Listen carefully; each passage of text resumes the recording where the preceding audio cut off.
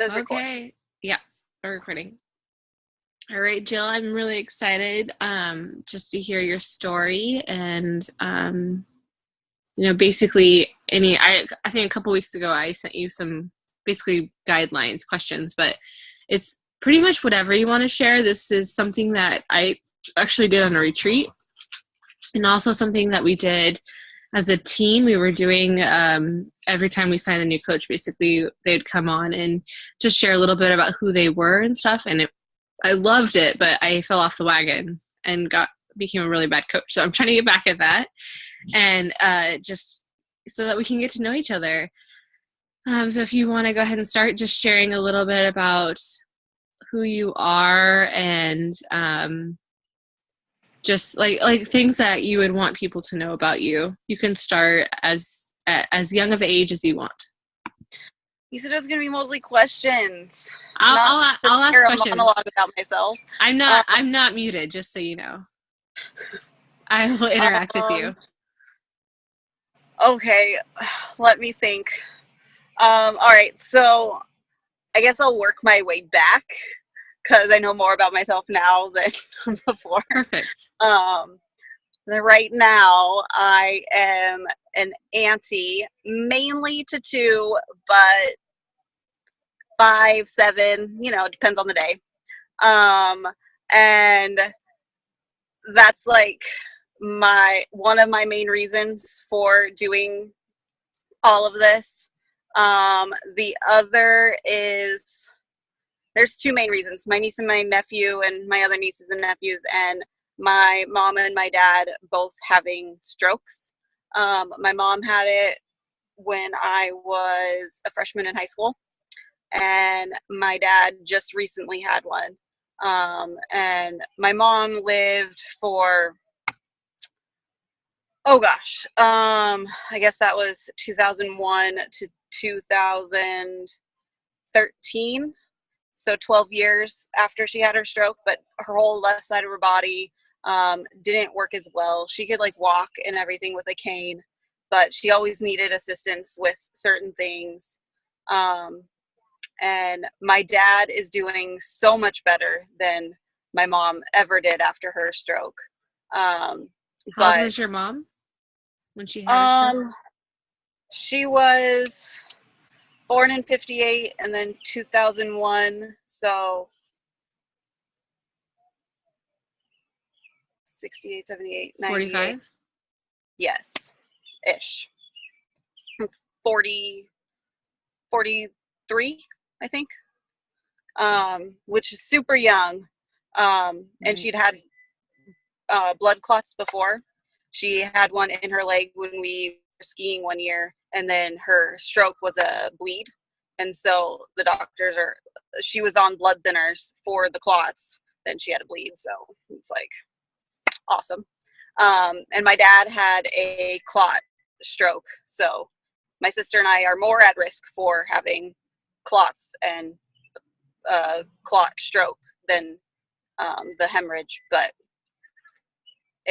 both are still risks, which is one of the big reasons that I've decided to get my butt in gear and do all this. And so, yeah, that really kind of changed my high school experience and college experience. Just trying to be healthy, but I always know that I'm not as healthy as I could be. And so this is a reason and a lifestyle change that is very much needed. So that's a little about my life. Tell me about, so I didn't realize you had more than 2. Yes, I have my niece and my nephew that I live with, and then my brother has 3, 2 boys and a girl, all under 5. And then my best friend since we were 4 has 2 little twins who just turned 1, and so I consider them my niece and my nephew too. And are they all local for you? Yes, they're all around here. The ones I live with obviously are super close to me, but then the other ones are like 20 minutes away. So we get to see them on like different holidays or just getting together during the week or whatever. So it's That's nice. funny. So how many siblings do you have? I have 3. I have an older half brother and sister, and then my younger sister. And which one, you live with your younger sister? My older and younger. And which one has the kids? My brother and my younger sister. Younger sister, okay. Yes. Okay. Yeah. Yes. My older sister always called us her kids, and then she married a guy that had kids, and so she just never had her own kids. But she's had plenty of children to help take care of throughout her life. And so right now it's you and your younger sister and your older sister and your dad. And our older sister's mother. Okay. So my dad's ex-wife twice. Are they married twice? Are they still together? No. Okay. No. Then after that was my mom, and then they got divorced. But yeah. But they still live together. They live together now. Yes. That's cool. It's quite the experience. They get along though, I'm assuming. For the most part, yes. Sometimes in the background, he's like, sometimes she's the same way. So yeah. It's just all learning to live together and help each other out. Yeah. As we should. Right. It's community. Yeah. Is she in her 70s as well? Yes. She's actually a year older than my dad. Okay. So she's going to be 75 this year. Sorry, I'm thinking. Yes, she'll be 75 and he'll be 74. And you recently just moved back in, right? You were living somewhere else before? We all moved in together at the end of last October. Okay. But my dad and I were living in an apartment, and then the rest of them were living in a house, and we kind of met halfway. Okay. In a little city called Boring, Oregon. So boring. We're making it a lot less boring. So that's fun. And it's outside of Portland, right? Yeah, it's just outside the Portland metro area. It's probably 30 minutes to Portland. Okay. That's where my brother lives. So when your mom got married, there was a boy, your brother and sister around, and then she had you and your sister? My brother and sister were, I'm thinking, when I was born, my older sister was 18, so my brother was 15. Oh, wow. So, a lot older. Yeah. Okay. Yeah, so they're a whole lot older. And then when my little sister was born, they were 20 and 17. So they, at that point, were living with their mom or out of the house. And then at different points throughout my childhood, mostly my older sister, I think once my older brother like moved back in with us and moved out. And so we've had lots of different chances and different living accommodations for all of us in like different orders. Mm-hmm. That's nice that you've actually had the experience though to live with your siblings that are so much older. Yeah. It was a good experience. I think sometimes it was like we had like 12 parents and it was just like I only want 2. I don't even want 2, but it's better than having none. But yes. So I'm very thankful for it now, but when I was in that point in my life, I'm like, please just get away. Go away. Mm-hmm. But I know they all only were looking out for our best interests. Mm-hmm. So, hindsight. So tell me about your niece and nephew. I mean, you co-raise them, right? Yes. Of your younger sister? Yes. Well, currently I am in the parking lot at my niece's gymnastics. Oh, that you pay for, by the way. Yes, that I pay for. It's so awesome. because my sister is in school. So she's concentrating on that, and she's doing currently an associate's in accounting. She's looking at bachelor's in business or accounting, but she's going to see what she can do with the associates first.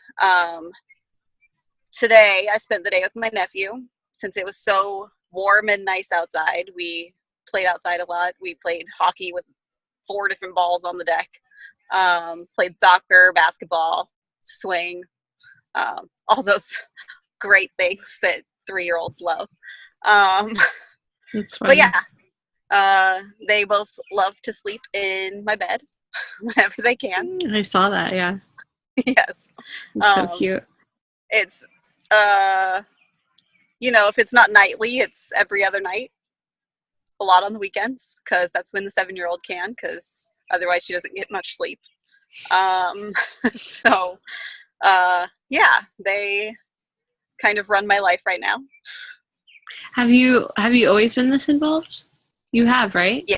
Yes, because for the first 2 years of my niece Lucy's life, the dad wasn't really in the picture because of different things in his life.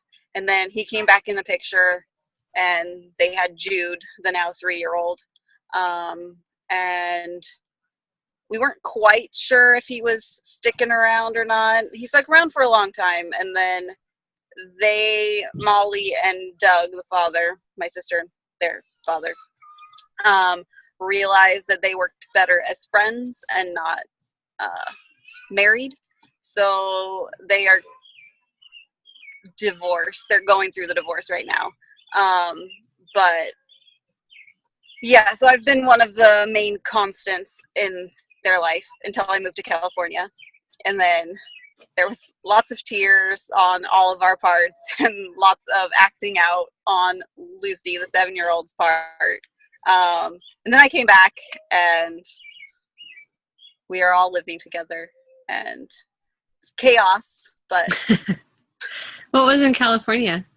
One of my best friends in high school, she's a director, I guess her title would be, of a international academy.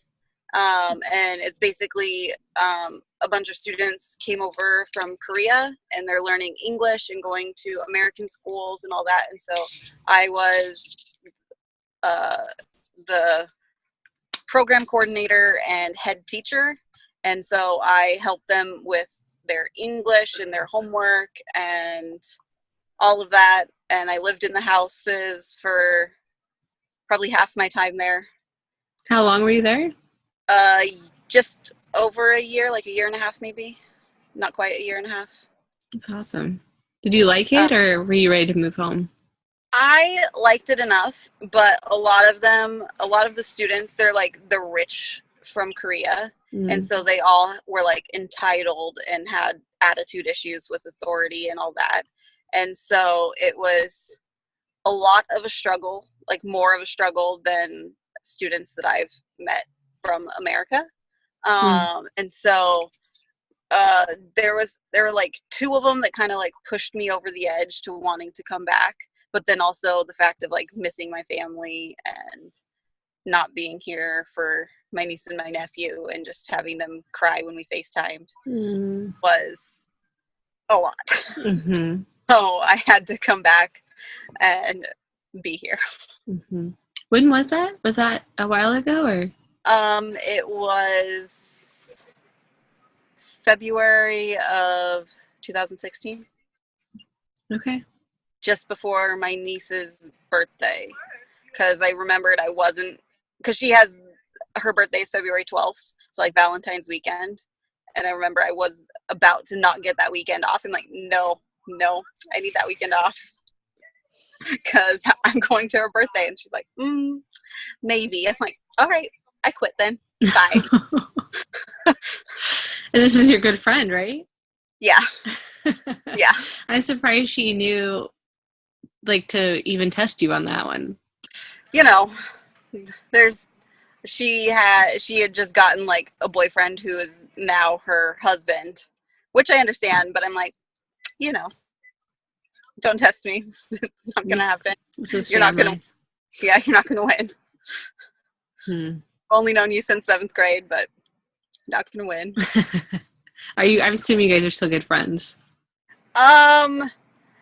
I mean, we kind of grew apart and everything. Right. And we haven't spoken much, but we still keep in touch as much as both of our schedules allow. That's good. Yeah. Well, I'm glad that you are semi-close. I always forget that you're so close to Portland. When I go down, I need to make sure I'm letting you know. Yes. Yeah, that's always helpful.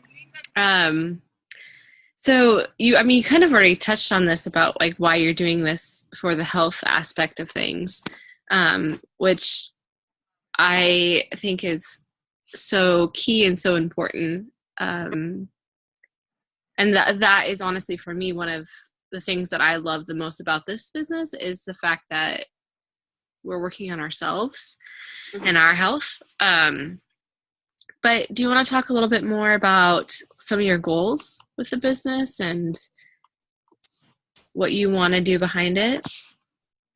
Well, I mean, goal-wise, I'd like to quit working at the Home Depot because, you know, it was fine at first, but now I'm just kind of tired and over it.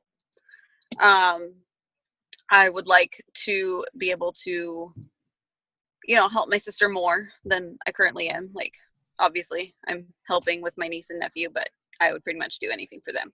So, I would like to be able to do that. I'd like to, you know, eventually move out by myself. I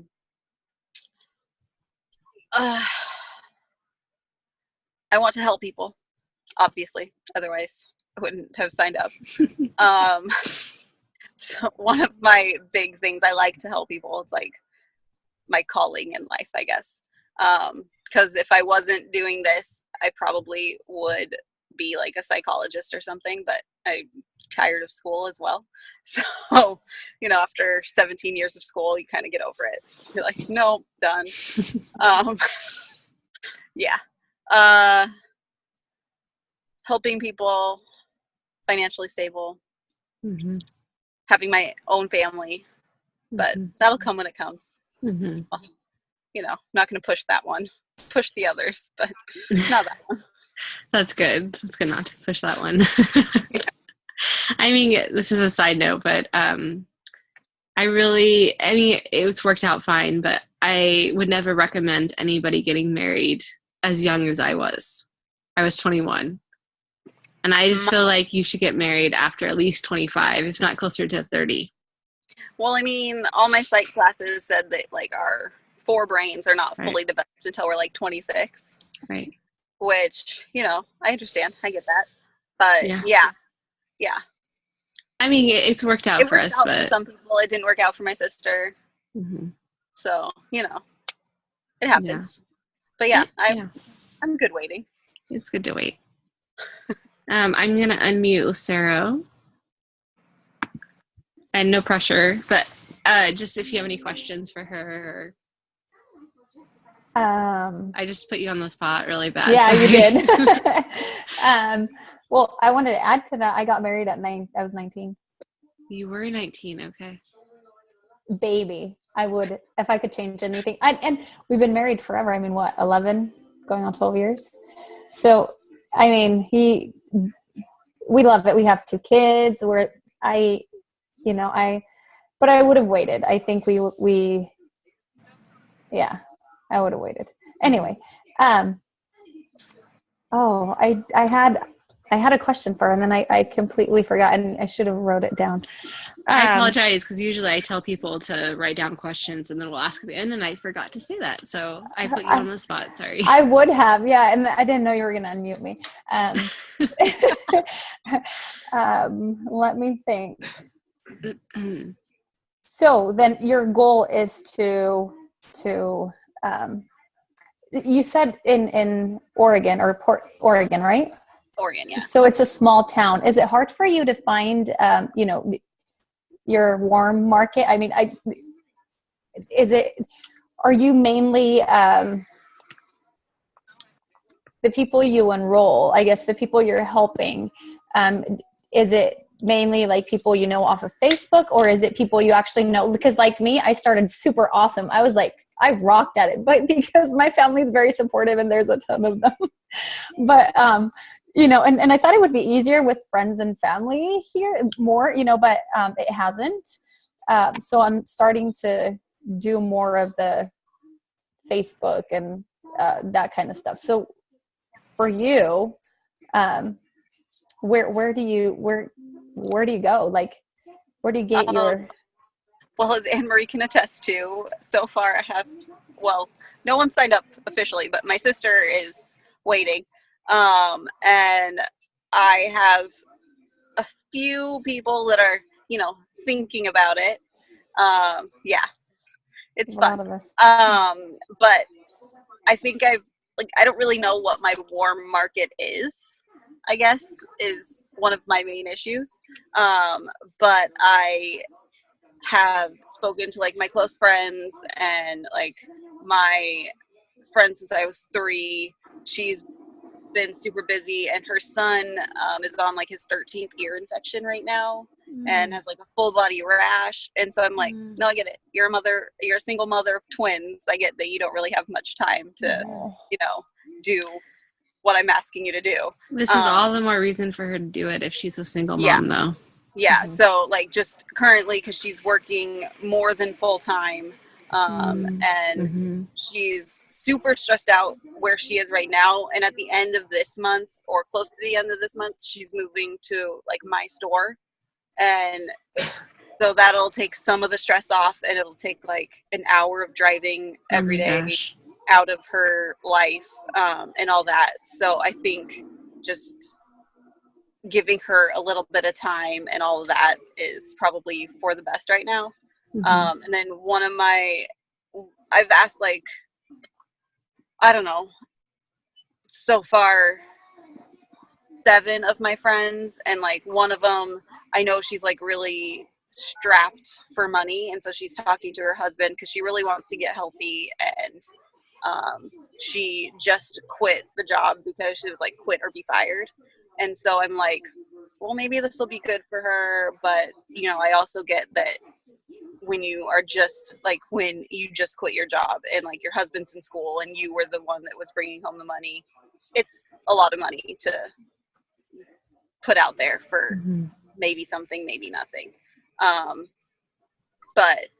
then one of my other friends, they all have like, excuses, but it's life, and I gotta just roll with the punches and figure out what else I need to do and start talking to more people and asking more people. But like that really pushes me out of my comfort zone, and I'm just like, it's hard. It's hard. Yeah. And just to encourage you guys, I honestly think that the warm market is harder. Really? Yes. I think it's way harder for people that know you so well, and like, family, like Sarah, you're an exception here, but it took me longer to get my family on board. No, it is hard. Okay. I totally, now that you're saying this, because my husband, I was talking to him, yesterday was a really hard day for me. I was just, taking, anyway, a lot of no's, and I took that harder than I should have, but I did stop my, personal development anyway. So he said, Isaac, can you open the door, please? He said, I think that you would have better luck with people that don't know you that well than like your cousins and your friends, and you try somebody else. And you know what? I think he's right. I've had better, the people that have answered me today, I've had better luck. So you're right. For what I've experienced so far. Jill, I did want to ask you one more thing. You work full-time, right? I work part-time, sometimes full-time if I pick up other shifts. So it's generally about 32 hours a week. Almost full-time.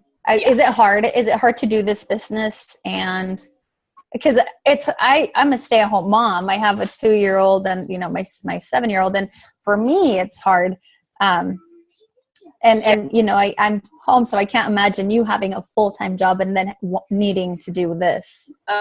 Especially considering when I'm home, like my sister's doing homework, so I'm watching children and all that kind of stuff. So yes, very hard sometimes to get things in. Luckily, I tend to stay up later than everybody else in my house, so I can do stuff then. I'm not an early bird at all, ever. Since I've moved in with them, they've started waking me up earlier and earlier. But I would rather stay up late than wake up early to do anything. Unless like absolutely necessary. Like some days I work at 5 a.m., which fine, whatever. But I also live about 35 minutes away from work. So I have to wake up even earlier. Mm-hmm. So, yeah, I'd rather stay up that extra hour than wake up the extra hour earlier. I don't know. It's just harder for me. Mm-hmm. I used to be that way. Yeah, I'm assuming I will change my mind once certain things change in my life. But as of right now, I'm very much a night owl. Yeah, I was a coach for over a year before I decided I'm more productive in the morning. And it came down to I just need to work out first thing, and then I feel, you know, awake and I can do stuff. But there's nothing wrong with doing it at night. Yeah. I did it in the morning though. So what was that? Most of the things happen in the morning, like the calls and all that kind of stuff. So well, they're all recorded. That's true. Like on Mondays, that Monday call is recorded. Mm-hmm. National wake up call. So you can just, you know, listen to it when you need to. Yeah. Okay, because I'm going to go ahead and stop recording. Okay.